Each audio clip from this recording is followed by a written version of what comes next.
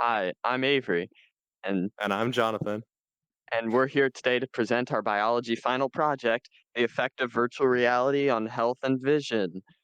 Since this is a project about virtual reality and we can't be there to present it with everyone in real life because of COVID right now, we are instead presenting our project in virtual reality so that we can point and interact with slides just like we're really there. Just one of the many future potential financial or commercial applications of virtual reality. All right. So the reason why we did our project is because few studies have examined the effects that virtual reality has on health and vision. Few connections have been drawn with disassociation with the inner ear and loss of spatial awareness and miscommunication between the body parts, but not many studies have gone that in depth into the effects that virtual reality might have on the body. So, hypothesis was that if virtual reality headset is worn, the user will experience negative symptoms, the severity being dependent upon the refresh rate and the resolution of the headset being worn, because virtual reality is a simulated environment and the body senses can conflict with lower refresh rates and resolutions that would cause further disassociation. What is meant by that is that essentially your body perceives movement through the inner ear. And your vision is also an input for your brain that perceives movement. So when the movement being shown by your eyes doesn't match the movement being shown by your ears, then your brain gets confused because it's receiving different signals. And that's exactly what happens in VR. Because if you're moving in the virtual world, your eyes are telling you that you're going forward or whatever direction you're moving, but your ears are telling you that you're standing in your place in your room wherever you're playing virtual reality. So essentially that disconnect can cause the brain to develop motion sickness, and that's generally how all motion sickness is caused. For example, when you're in the car and you're reading a book, your eyes aren't perceiving movement but your ears are, and that same disassociation that causes motion sickness. So it was theorized that having a higher refresh rate would create more natural motion and would do a better job of tricking the brain into thinking it's really moving by providing more convincing stimuli for the eyes.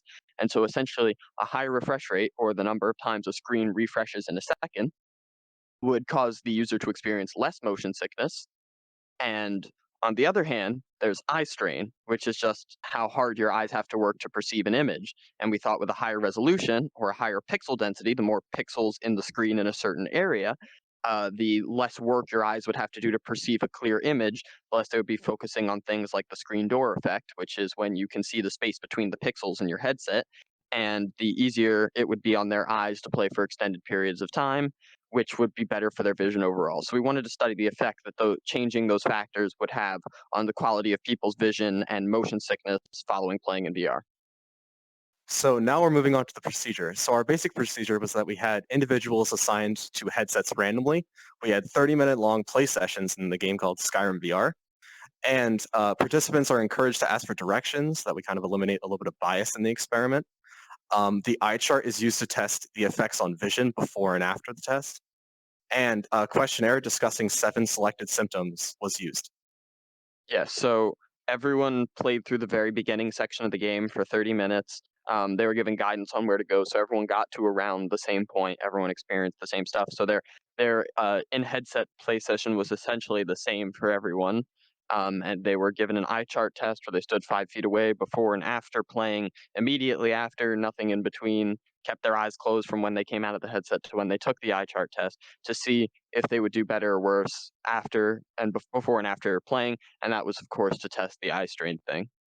And then they also took a questionnaire which asked them their. So here you can see a number of headsets we used. Over here is the Oculus Quest.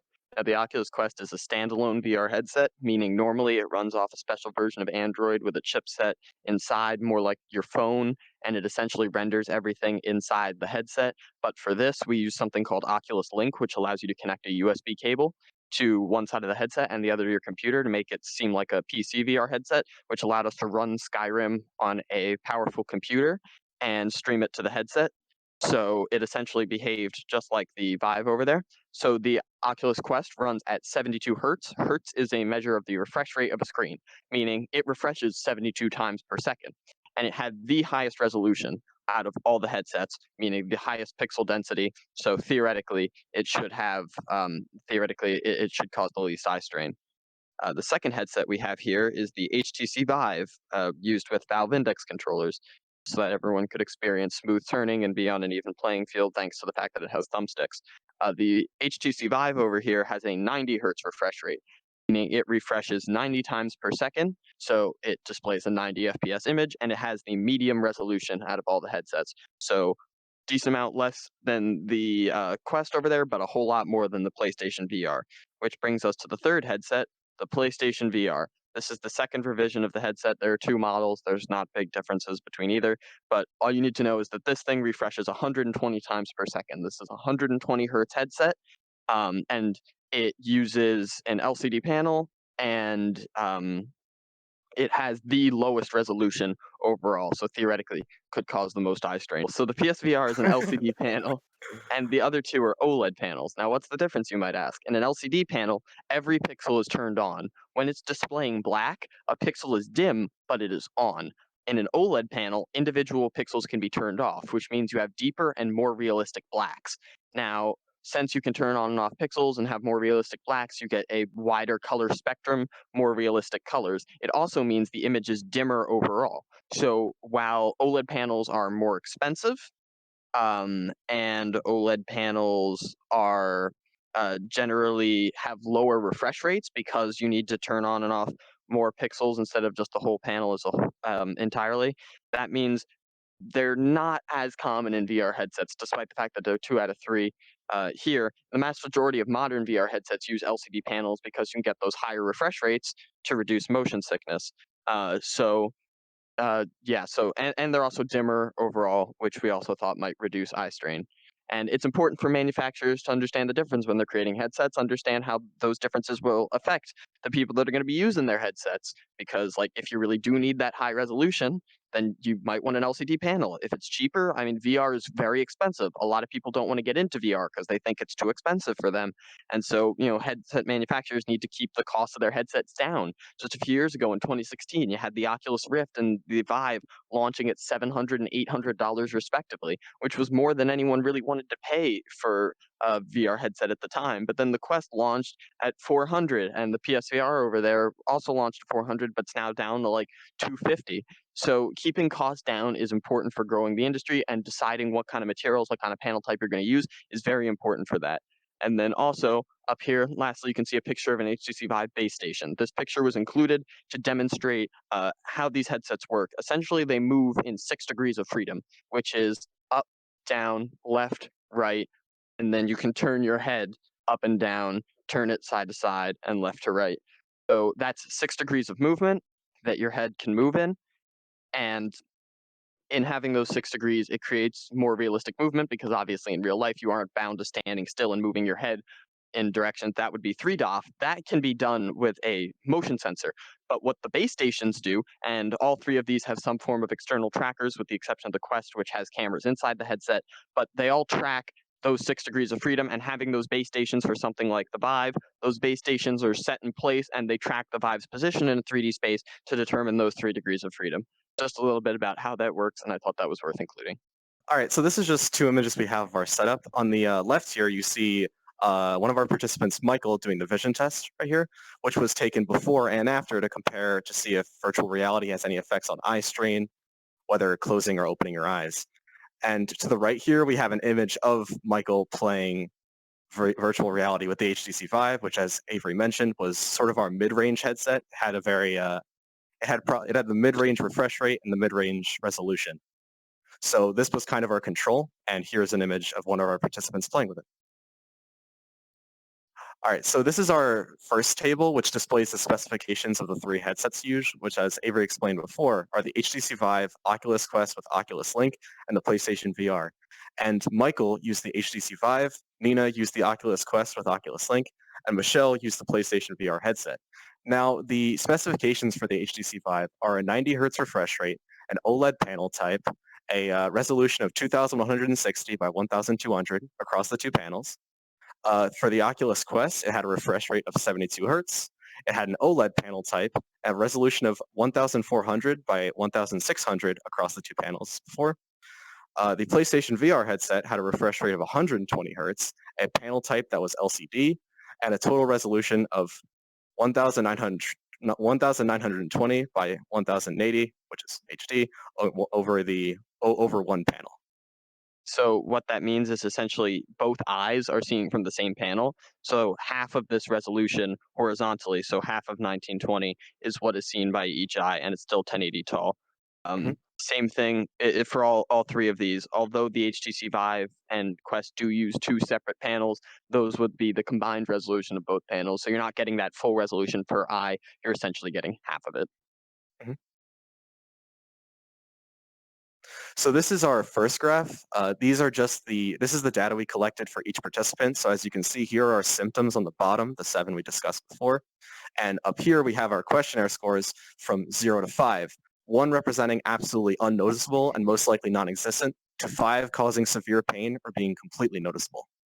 Now, as you can see, the data is kind of all over the place, which wasn't expected, which we'll go into greater detail later as to how that affected our conclusion. But this really was not expected and did contribute to our conclusion that we will mention later. Yeah. And you can see there are some notable points, like, for example, Michelle here, who is represented by the green, experienced a whole lot more nausea than either Nina or Michael did, with Michael rating his at a 0, or a 1, which is essentially nothing, and Nina rating hers at a 2, but then Michelle had a 5. That is the most out of place data point for us because Michelle, as previously stated, had the highest refresh rate headset.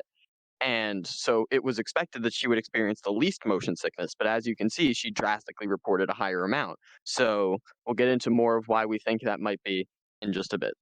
So All right, so here's a table 2, which displays our vision test scores by participant. So we have Michael, who started off with an initial score of 8 and ended with the same score of 8. When keep in mind that this is the line reached on the vision score going from top to bottom. Now for Nina, her initial score was 8 and she ended at 6. Michelle started with an 8 and ended at an 8, meaning that we expected that Nina would have, since Nina had the lowest or the highest resolution, but also the lowest refresh rate, we thought that that could be a correspond or that could correspond to the data presented or that correspond to the conclusion. yeah, that's the only time that there was an experience difference in the vision test, which once again was a bit weird until you consider that Nina did have the lowest resolution or the highest resolution headset rather, but the lowest Yeah, refresh rate, which is strange because with the highest resolution, we thought she would have yeah, the least eye strain. So it's strange that she's the only one who experienced a lower vision test score. yeah. You'd assume with greater clarity that she would have gotten one of the highest scores on the vision test. Here's our vision test. This is simply a graph of what you just saw in the previous table. Once again, you have Nina, as you can see, having the only person who got a lower vision test score. Not much to say about here. Just an easier way of visualizing what everyone's vision test scores look like, and to once again see that Nina scored a 6, whereas everyone else scored an 8 before and after playing. Yeah. And it's also Good way important of to notice visualizing. or to note that the data was not average and no standard error could be applied simply because only one set of trials was conducted. Yeah, and we would have liked to conduct more Yeah. trials, but unfortunately, that option was cut short for us by COVID. So since we only really had one trial, it was impossible to find something like standard error for this. Yeah. And that will be discussed in greater detail in the human error section. So here we have table 3, which is just a table displaying the information that was presented in graph 1 all the way down there. So what you see is our questions 1 through 7, again with the scores of 1 to 5. Here you have our participants and their respective headsets. So Michael with the HTC Vive, Anita with the Oculus Quest with Oculus Link, and Michelle with the PlayStation VR headset. Here you have our averages, standard deviation, and standard error. And again, you can notice that the data is kind of spread all over the place, and there's no real correlation between the specifications of the headset and the actual symptoms experienced afterward.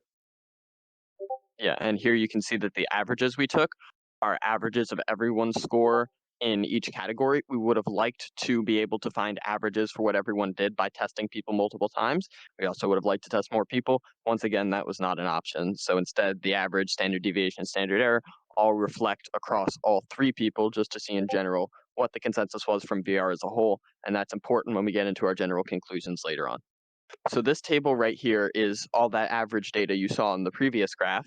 As you can see, it's just what everyone's average score was with standard error bars. Not much really worth talking about here, other than that the standard error bars are fairly large, but that's because we're only dealing with whole numbers and very small amounts that really make sense. But that variance means there is a good degree of inaccuracy to this data, which is why, once again, we would have liked to test more people. Here you can see in the soreness category that the error bar actually goes down to 1. We have a close up of this later, but it's possible that Michael he uh, God damn it, I said Michael. Okay. I might start it all over again. All right. Do you All want me right. to do it? Um, no, I think I can do if you want. Here, I think I can probably manage it. All right. You ready? Yeah, let's just do it. All right. So here we have our third graph, and this one was used to display the overall effects of VR and not just effects based on participant headset. As you can see, we have the symptoms listed below, as well as the score of 1 to 5. So the distinction of this graph is that this graph used standard error and average because, as we mentioned before, this one was not based on headset, but instead it's the averages for each question asked. Now, one important thing to note is right here with closed eye soreness, the error bars mean that the true mean could actually be equal to 1. And as we noted before, 1 is almost non-existent, meaning the symptom might not be affected by virtual reality. So a part of our conclusion, which we will mention later, will incorporate a big part of this piece of data right here. So the first major conclusion we came out of this from is that virtual reality only really caused an effect in 6 of the 7 symptoms. We can't say for sure about the seventh because of that error bar. Closed eye soreness is the one that was not affected or was affected at least the very least. And because it's standard error infers that the true mean could equal 1. So, and 1, as we said, represents no effect. You can see a closer up of it here. As you can see, the standard error bar goes all the way down to the line that's equal to 1 right there. So we can't really say for sure about that data. That is, once again, the kind of thing that would be sorted out with more trials on more participants and repeating trials on the same participants, but not an option. So here we have our second conclusion, which is that the severity of symptoms is not dependent on the refresh rate resolution, which was the second part of our hypothesis that we listed before. The data for this conclusion was not specified enough to create clear distinctions between the severity of symptoms on each headset. There were no clear connections we could draw between which headsets had distinct differences in their specifications and the symptoms that they produced. And we did conclude, however, that virtual reality headsets will cause temporary symptoms. So here's an example of the temporary effect we're talking about, how Nina scored a lower test on the vision score, but that effect only lasted for a few minutes. But it's worth noting that effect doesn't happen with everyone. As you saw, some people have higher vision test scores. Why is this study relevant? Well, AR is becoming more popular and reaching a greater number of the population of players and people in commercial enterprises than ever before. The market for headsets, for applications for them is exploding. Just look at this. Like, it's crazy that we can do a presentation like this where we can act and have some form of presence in virtual reality. That's, it's the future of interacting with people. It's the future of business and commerce when we're worlds apart and stuck in our own homes, that we can be together and we can present something like this. New technology, though, always has to be examined and tested for possible side effects, as in, how does this affect people with certain visual disorders? What if you're epileptic? If you wear Mhm, glasses, you have cataracts, it's difficult for people to see. And as it becomes more accessible for children, those prone to motion sickness, people with other problems and whatnot, it becomes necessary for the platform to be tested and to be aware of any risks. It is entirely possible that this could have long-term eye damage and be absolutely terrible for you, and no one would want to use VR. So it's important that you understand when it is, when it isn't, mhm, what can be done to mitigate any effects that it does have. mhm. And as you can see here, you can see the growth in virtual reality over from 2015 to 2020. You can see that it's grown exponentially in only 5 years, And meaning it's even more necessary. this is sales or sales revenue for headsets and software across the Mhm, three major platforms of the Oculus and the Oculus Store, Steam VR, and Valve and HTC's headsets, and the PlayStation VR and its associated store, all the way mhm. back from 2015. And you can see just how massive that growth is, Yeah, in billions of dollars. which makes it a pretty big deal. Yep.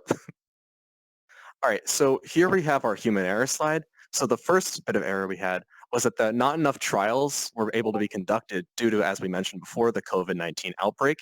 Most of the data is raw, as we explained before, because there were not enough trials to create averages, especially among each headset. We had to create averages based on the question or the symptom. Another problem we had was a lack of polish. For example, our questionnaire, which had the 7 questions, was handwritten each time, took a lot of time to recreate. The questions themselves were sometimes poorly written and vague, which was very difficult because sometimes people might over or under exaggerate the severity of the symptoms that they experienced. The next problem was the direction of where to go in game was not explained thoroughly, and there were constant questions. Many of our participants did not make it to the same point in the game, which obviously affects some bias in the Well, experiment. they got to a similar spot. Oh yeah, It similar. was pretty similar. Yeah.